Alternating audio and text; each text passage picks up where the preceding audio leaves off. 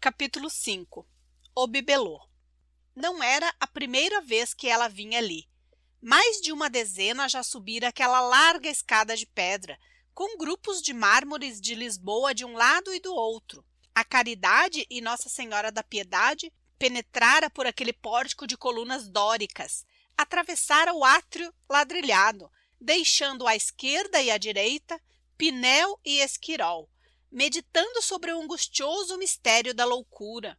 Subira outra escada encerada cuidadosamente e fora ter com o padrinho lá em cima, triste e absorvido no seu sonho e na sua mania. Seu pai a trazia às vezes, aos domingos, quando vinha cumprir o piedoso dever de amizade, visitando Quaresma. Há quanto tempo estava ele ali? Ela não se lembrava ao certo. Uns 3 ou 4 meses, se tanto.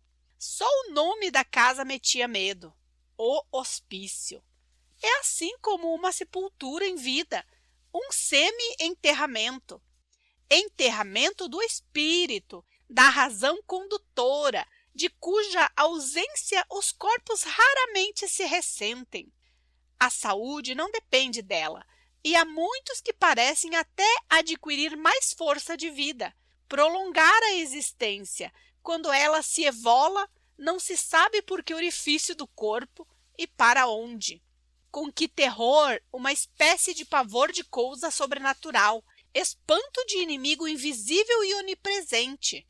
Não ouvia a gente pobre referir-se ao estabelecimento da Praia das Saudades. Antes uma boa morte, diziam.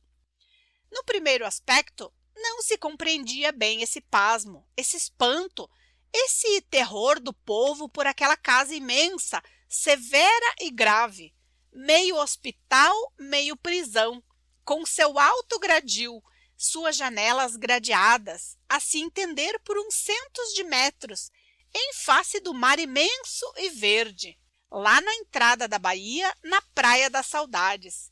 Entrava-se, viam-se uns homens calmos, pensativos, meditabundos, como monges em recolhimento e prece.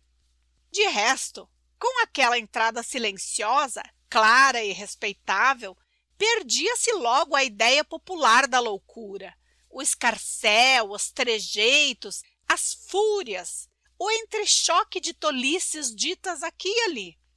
Não havia nada disso. Era uma calma, um silêncio, uma ordem perfeitamente naturais. No fim, porém, quando se examinavam bem, na sala de visitas, aquelas faces transtornadas, aqueles ares aparvalhados, alguns idiotas e sem expressão, outros como aliados e mergulhados em um sonho íntimo sem fim. E via-se também a excitação de uns, mais viva em face à atonia de outros. É que se sentia bem o horror da loucura, o angustioso mistério que ela encerra, feito não sei de que inexplicável fuga do espírito daquilo que supõe o real, para se apossar e viver das aparências das coisas e de outras aparências das mesmas. Quem uma vez esteve diante deste enigma indecifrável da nossa própria natureza, fica amedrontado, sentindo que o germe daquilo está depositado em nós e que por qualquer coisa ele nos invade, nos toma, nos esmaga e nos sepulta numa desesperadora compreensão inversa e absurda de nós mesmos, dos outros e do mundo. Cada louco traz em si o seu mundo, e para ele não há mais semelhantes. O que foi antes da loucura é outro, muito outro do que ele vem a ser após. E essa mudança não começa, não se sente quando começa e quase nunca acaba. Com o seu padrinho, como fora? A princípio, aquele requerimento. Mas que era aquilo? Um capricho? Uma fantasia? Coisa sem importância? Uma ideia de velho sem consequência? Depois, aquele ofício não tinha importância.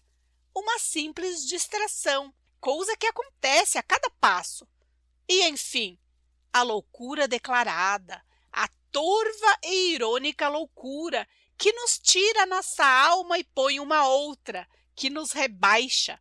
Enfim, a loucura declarada, a exaltação do eu, a mania de não sair, de se dizer perseguido, de imaginar como inimigos os amigos, os melhores. Como fora doloroso aquilo!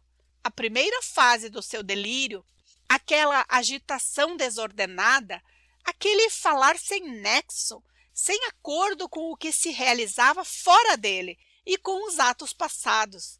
Um falar que não se sabia de onde vinha, de onde saía e de que ponto do seu ser tomava conhecimento. E o pavor do doce Quaresma, um pavor de quem viu um cataclismo, que o fazia tremer todo desde os pés à cabeça e enchia-o de indiferença para tudo mais que não fosse o seu próprio delírio. A casa, os livros e os seus interesses de dinheiro andavam à matroca. Para ele, nada disso valia, nada disso tinha existência e importância. Eram sombras, aparências. O real eram os inimigos terríveis, cujos nomes o seu delírio não chegava a criar.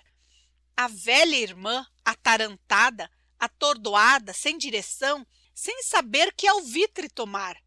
Educada em casa, sempre com um homem ao lado, o pai, depois o irmão. Ela não sabia lidar com o mundo, com negócios, com as autoridades e pessoas influentes. Ao mesmo tempo, na sua inexperiência e ternura de irmã, oscilava entre a crença de que aquilo fosse verdade e a suspeita de que fosse loucura pura e simples.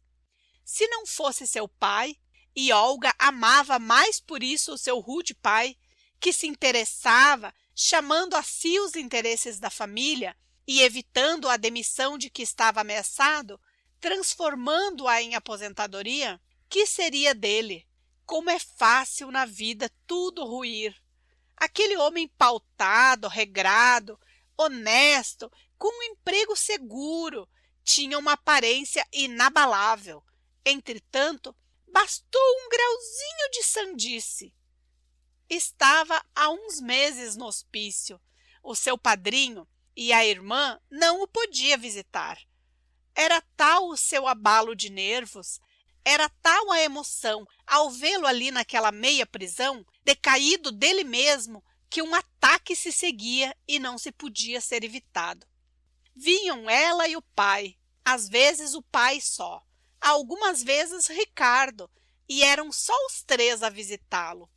Aquele domingo estava particularmente lindo, principalmente em Botafogo, nas proximidades do mar e das montanhas altas que se recortavam num céu de seda.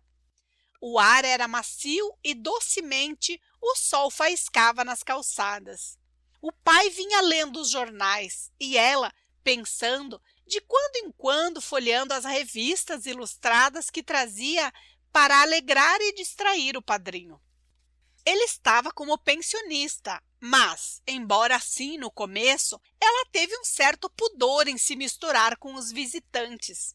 Parecia-lhe que a sua fortuna a punha acima de presenciar misérias. Recalcou, porém, dentro de si esse pensamento egoísta, o seu orgulho de classe, e agora entrava naturalmente, pondo em destaque a sua elegância natural.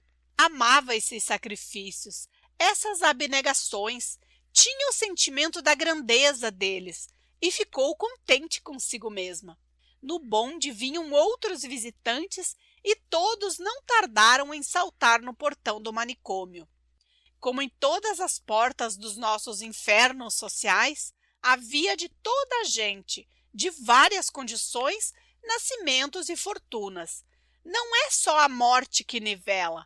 A loucura, o crime e a moléstia passam também a sua rasoura pelas distinções que inventamos.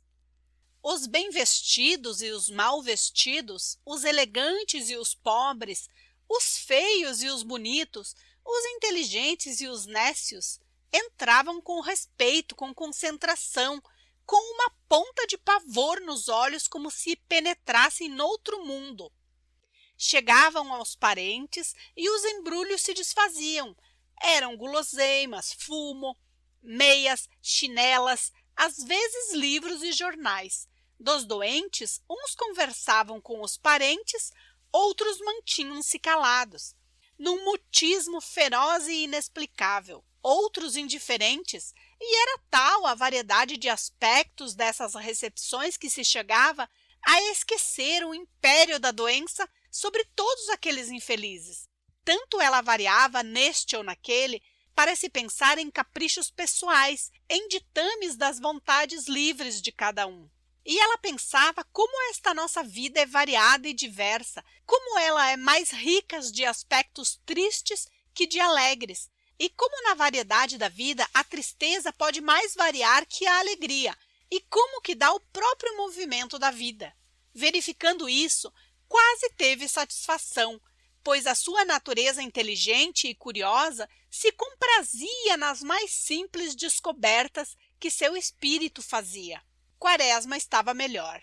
A exaltação passara e o delírio parecia querer desaparecer completamente. Chocando-se com aquele meio, houve logo nele uma reação salutar e necessária. Estava doido, pôs-se o punham ali.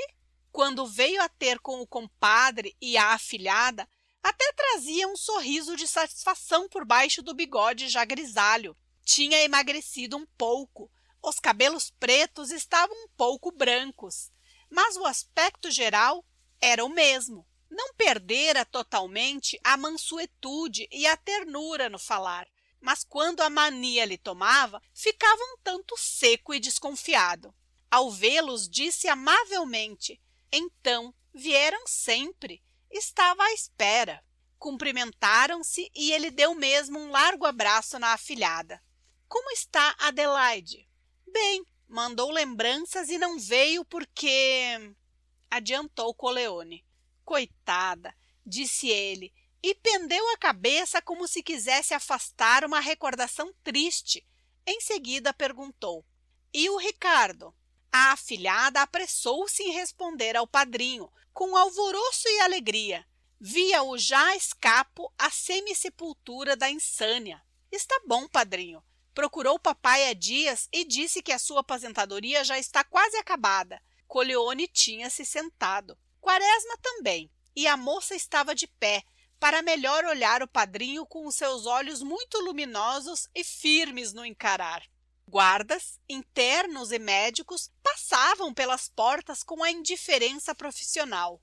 Os visitantes não se olhavam, pareciam que não queriam conhecer-se na rua.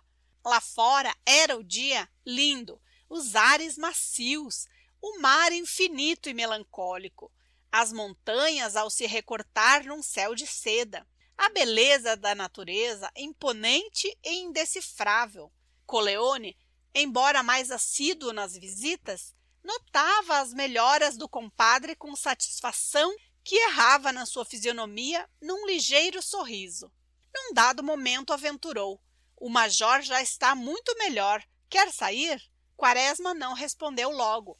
Pensou um pouco e respondeu firme e vagarosamente: é melhor esperar um pouco. Vou melhor. Sinto-me incomodar-te tanto, mas vocês que têm sido tão bons hão de levar tudo isso para conta da própria bondade. Quem tem inimigos deve ter também bons amigos. O pai e a filha entreolharam-se. O major levantou a cabeça e parecia que as lágrimas queriam rebentar. A moça interveio de pronto. Sabe, padrinho, vou casar-me. É verdade, confirmou o pai. A Olga vai casar-se e nós vínhamos preveni-lo. Quem é teu noivo? Perguntou Quaresma. É um rapaz. De certo, interrompeu o padrinho sorrindo. E os dois acompanharam-no com familiaridade e contentamento. Era um bom sinal. É o senhor Armando Borges, doutorando. Está satisfeito, padrinho? Fez Olga gentilmente. Então, é para depois do fim do ano. Esperamos que seja por aí, disse o italiano. Gostas muito dele? Indagou o padrinho. Ela não sabia responder aquela pergunta. Queria sentir que gostava, mas estava que não. E por que casava? Não sabia. um impulso do seu meio, uma coisa que não vinha dela. Não sabia. Gostava de outro? Também não. Todos os rapazes que ela conhecia não possuíam relevo que a ferisse. Não tinham um quê, ainda indeterminado na sua emoção e na sua inteligência, que a fascinasse ou subjugasse. Ela não sabia bem o que era. Não chegava a extremar na percepção das suas inclinações a qualidade que ela queria ver dominante no homem. Era o heróico, era o fora do comum, era a força de projeção para as grandes coisas. Mas nessa confusão mental dos nossos primeiros anos, quando as ideias e os desejos se entrelaçam e se embaralham, Olga não podia colher e registrar esse anelo, esse modo de se lhe representar e de amar o indivíduo masculino. E tinha razão em se casar sem obedecer à sua concepção. É tão difícil ver nitidamente num homem de 20 a 30 anos o que ela sonhara, que era bem possível tornar-se a nuvem por Juno. Casava por hábito de sociedade, um pouco por curiosidade e para alargar o campo de sua vida e aguçar a sensibilidade. Lembrou-se disso tudo rapidamente e respondeu sem convicção ao padrinho: gosto. A visita não se demorou muito mais.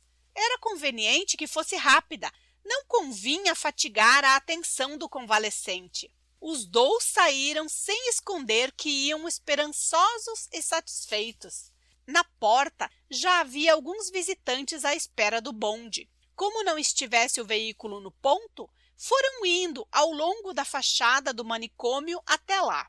Em meio do caminho encontraram, encostada ao gradil, uma velha preta a chorar. Coleone, sempre bom, chegou-se a ela. — Que tem, minha velha? A pobre mulher deitou sobre ele um demorado olhar, úmido e doce, cheio de uma irremediável tristeza, e respondeu: ah, meu senhor, é triste, um filho tão bom, coitado. E continuou a chorar. Coleone começou a comover-se. A filha olhou-a com interesse e perguntou no fim de um instante: morreu? Assim fosse, sinhazinha. E por entre lágrimas e soluços, contou que o filho não a conhecia mais, não lhe respondia às perguntas. Era como um estranho. Enxugou as lágrimas e concluiu: foi cousa feita. Os dois afastaram-se tristes, levando n'alma um pouco daquela humilde dor. O dia estava fresco e a viração que começava a soprar enrugava a face do mar em pequenas ondas brancas. O pão de açúcar erguia-se, negro, hirto, solene, das ondas espumejantes, e como que punha uma sombra no dia muito claro. No Instituto dos Cegos tocavam violino, e a voz plangente e demorada do instrumento parecia sair daquelas coisas todas, da sua tristeza e da sua solenidade. O bonde tardou um pouco. Chegou. Tomaram. Desceram no Largo da Carioca.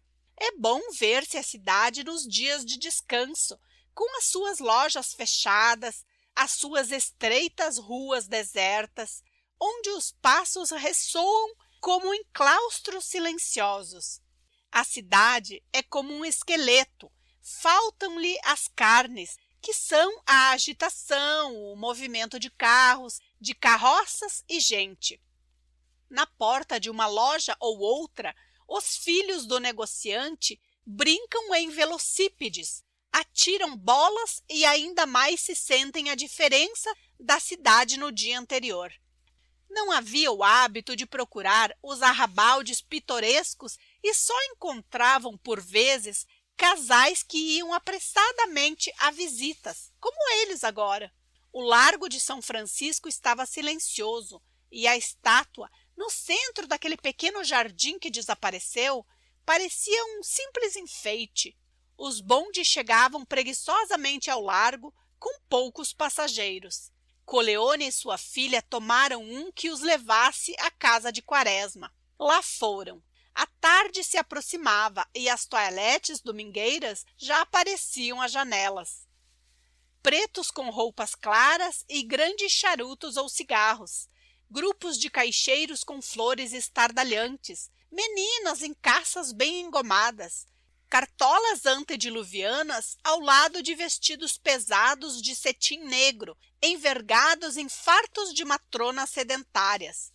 E o domingo aparecia assim decorado com a simplicidade dos humildes, com a riqueza dos pobres e a ostentação dos tolos. Dona Adelaide não estava só.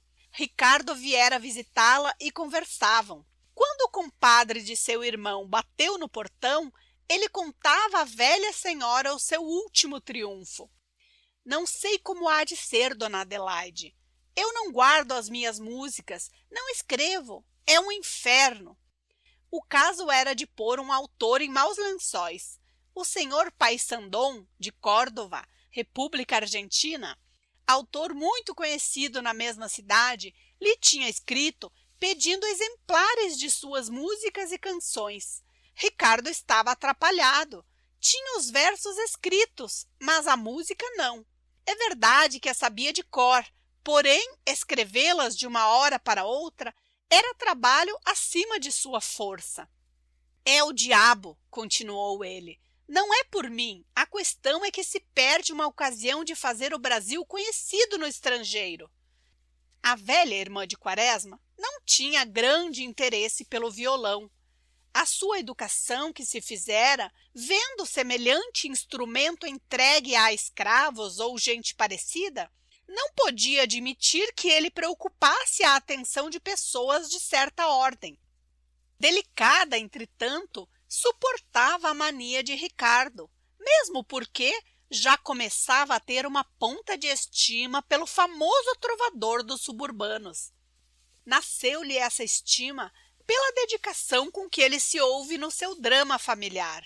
Os pequenos serviçais e trabalhos, os passos para ali e para aqui, ficaram a cargo de Ricardo, que os desempenhara com boa vontade e diligência.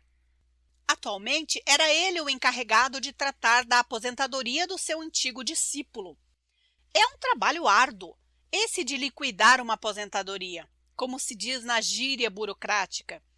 Aposentado o sujeito, solenemente por um decreto, a coisa corre uma dezena de repartições e funcionários para ser ultimada.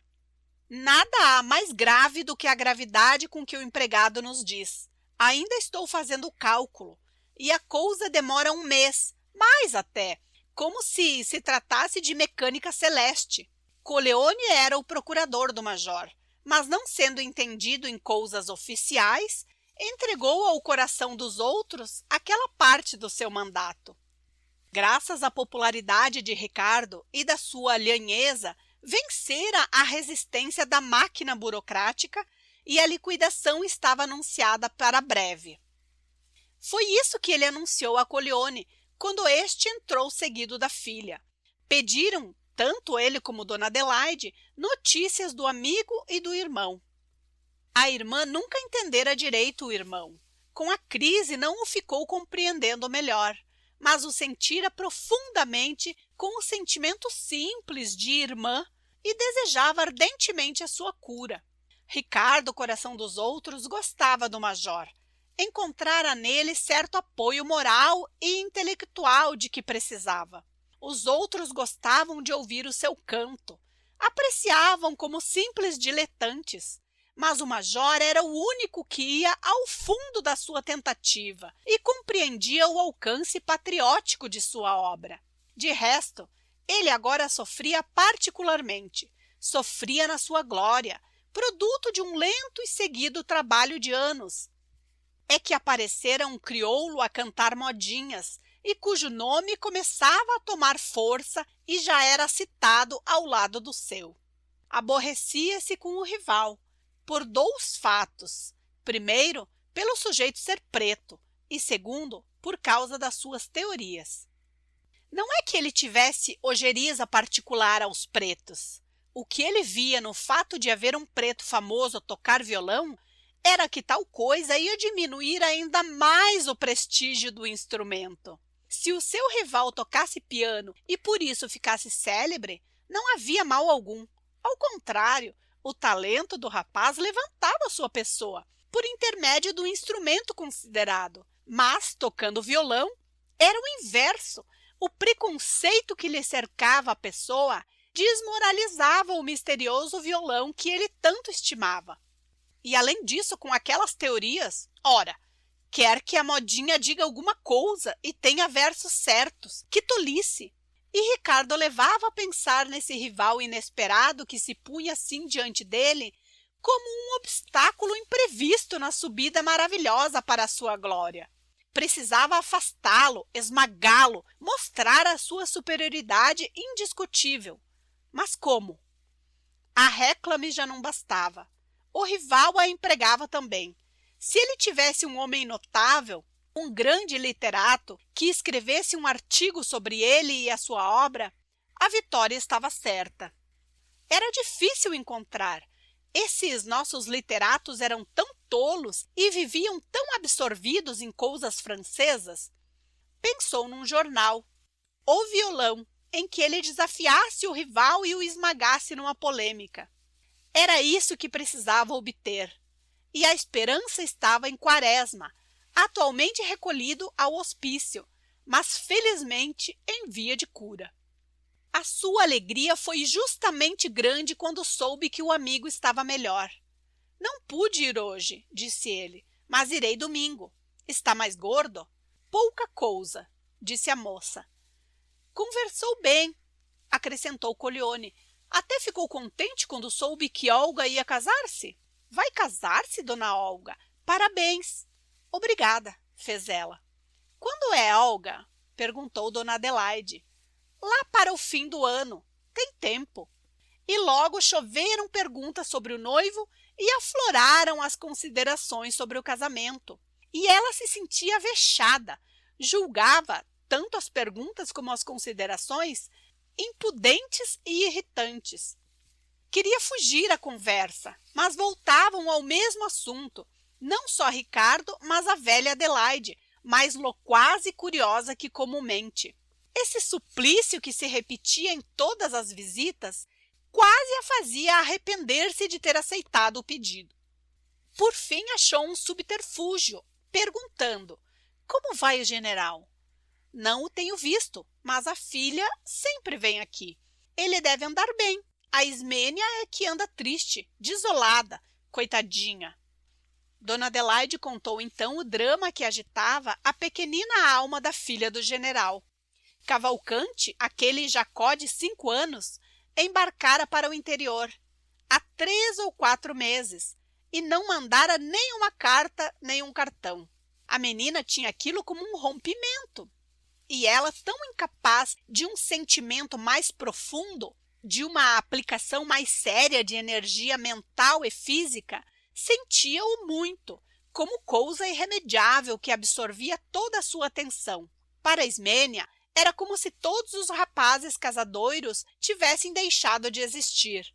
Arranjar outro era problema insolúvel, era trabalho acima de suas forças. Coisa difícil. Namorar, escrever cartinhas, fazer acenos, dançar, ir a passeios, ela não podia mais com isso. Decididamente, estava condenada a não se casar, a ser tia, a suportar durante toda a existência esse estado de solteira que a apavorava. Quase não se lembrava das feições do noivo, dos seus olhos esgazeados, do seu nariz duro e fortemente ósseo. Independente da memória dele, vinha-lhe sempre a consciência quando de manhã. O estafeta não lhe entregava cartas. Essa outra ideia, não casar, era um castigo. A Quinota ia casar-se. O Genelício já estava tratando dos papéis. E ela, que esperara tanto e fora a primeira a noivar-se, ia ficar maldita, rebaixada diante de todas. Parecia até que ambos estavam contentes com aquela fuga inexplicável de Cavalcante. Como eles se riam durante o carnaval. Como eles atiraram aos seus olhos aquela sua viuvez prematura durante os folguedos carnavalescos. Punham tanta fúria no jogo de confetes e bisnagas, de modo a deixar bem claro a felicidade de ambos, aquela marcha gloriosa e invejada para o casamento, em face do seu abandono. Ela disfarçava bem a impressão da alegria deles, que lhe parecia indecente e hostil, mas o escárnio da irmã, que lhe dizia constantemente: brinca, Ismênia, ele está longe, vai aproveitando. Metia-lhe a raiva terrível de gente fraca, que corrói interiormente, por não poder arrebentar de qualquer forma. Então, para espantar os maus pensamentos, ela se punha a olhar o aspecto pueril da rua, marchetada de papeluchos multicores, e as serpentinas e risadas pendentes nas sacadas, mas o que fazia bem à sua natureza pobre, comprimida, eram os cordões, aquele ruído de atabaques e adufes, de tambores e pratos. Mergulhando nessa barulheira, o seu pensamento repousava e como que a ideia que a perseguia desde tanto tempo ficava impedida de lhe entrar na cabeça. De resto, aqueles vestuários extravagantes de índios, aqueles adornos de uma mitologia francamente selvagem, jacarés, cobras, jabutis, vivos, bem vivos, traziam à pobreza de sua imaginação imagens risonhas de rios claros, florestas imensas, lugares de sossego e pureza que a reconfortavam. Também aquelas cantigas gritadas, berradas, num ritmo duro e de uma grande indigência melódica, vinham como reprimir a mágoa que ia nela, abafada, comprimida, contida, que pedia uma explosão de gritos, mas para o que não lhe sobrava força bastante e suficiente. O noivo partira um mês antes do carnaval, e depois do grande festejo carioca, a sua tortura foi maior. Sem hábitos de leitura e de conversa, sem atividade doméstica qualquer, ela passava os dias deitada, sentada, a girar em torno de um mesmo pensamento: não casar. Era-lhe doce chorar. Nas horas da entrega da correspondência, tinha ainda uma alegre esperança. Talvez, mas a carta não vinha, e voltava ao seu pensamento: não casar. Dona Adelaide, acabando de contar o desastre da triste Ismênia, comentou: merecia um castigo isso, não acham? Coleone interveio com brandura e boa vontade: não há razão para se desesperar. Há muita gente que tem preguiça de escrever. Qual? Fez Dona Adelaide. Há 3 meses, senhor Vicente. Não volta, disse Ricardo sentenciosamente. E ela ainda o espera, Dona Adelaide? Perguntou Olga. Não sei, minha filha. Ninguém entende essa moça. Fala pouco, se fala desmeias palavras. É mesmo uma natureza que parece sem sangue nem nervos. Sente-se a sua tristeza, mas não fala. É orgulho? Perguntou ainda Olga. Não, não. Se fosse orgulho, ela não se referia de vez em quando ao noivo. É antes moleza, preguiça. Parece que ela tem medo de falar para que as coisas não venham a acontecer. E os pais, que dizem a isso? Indagou Coleone. Não sei bem, mas pelo que pude perceber, o incômodo do general não é grande. E Dona Maricota julga que ela deve arranjar outro. Era o melhor, disse Ricardo. Eu creio que ela não tenha mais prática, disse sorrindo Dona Adelaide. Levou tanto tempo noiva. E a conversa já tinha virado para outros assuntos, quando a Ismênia veio fazer a sua visita diária à irmã de Quaresma. Cumprimentou todos e todos sentiram que ela penava. O sofrimento dava-lhe mais atividade à fisionomia. As pálpebras estavam roxas e até os seus pequenos olhos pardos tinham mais brilho e expansão. Indagou da saúde de Quaresma e depois calaram-se um instante. Por fim, Dona Adelaide lhe perguntou: recebeste carta, Ismênia? Ainda não, respondeu ela com grande economia de voz. Ricardo moveu-se na cadeira. Batendo com o braço num Dunkerque, veio atirar ao chão uma figurinha de biscuit, que se esfacelou em inúmeros fragmentos, quase sem ruído.